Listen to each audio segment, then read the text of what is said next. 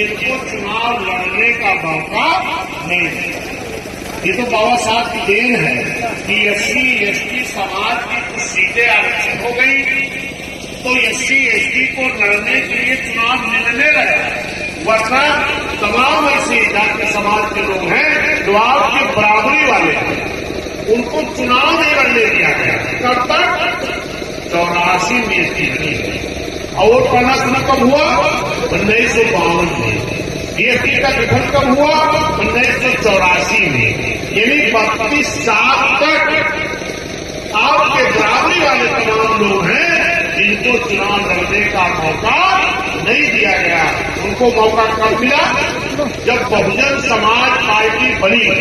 माननीय कांशीराम साहब ने, मान्या बहन जी ने एक नारा दिया कि जिसकी जितनी संख्या भारी उसकी उतनी हिस्सेदारी भागीदारी।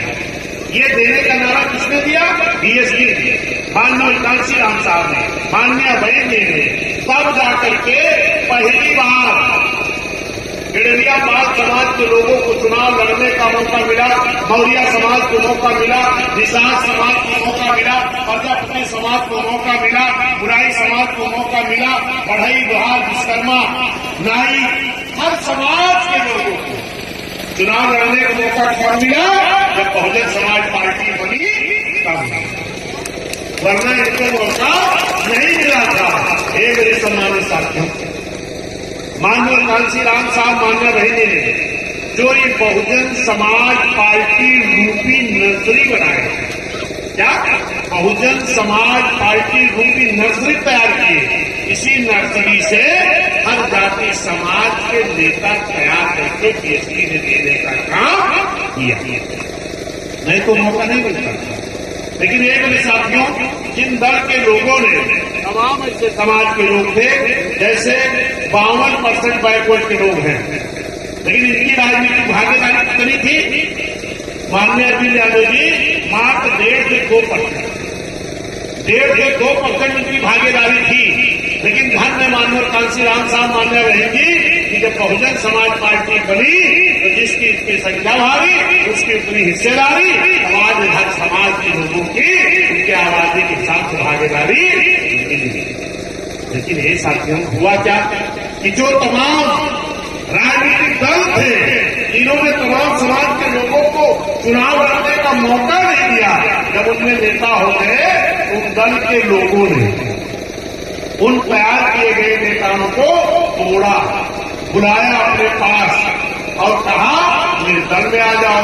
और जब बसपा छोड़ के वो नेता चले गए वहां पिंजड़े में कैद कर दिए गए। कहा? पिंजड़े में। पिंजड़े में कैद हुआ व्यक्ति किसकी भाषा बोलेगा? अपने गोसैया, जो उनको पिंजड़े में बंद किया है। एक मेरे सम्मानित साथियों, हम जानते हैं अभी जब चुनाव आएगा तो वो सारे नेता पिंजड़े से निकाल के भेजे जाएंगे कि जाओ अपने अपने बिरादरी का वोट मांग के हमें दिलाओ। जैसे शिकारी जब जंगल में शिकार करने जाता है तो जो पालतू तीतर होगा, तीतर का अगर शिकार करने जाता है तो पालतू तीतर को लेके जाता है। अभी जंगल में जब पहुंचता है तो चारों तरफ जाल लगा देता है और फिर जो तीतर को पिंजड़े में बंद किया है उन तीतर को कहता है कि अब अपनी भाषा में आप बोलना शुरू करो। अब मंच दे रही कि बोलो अपनी भाषा में।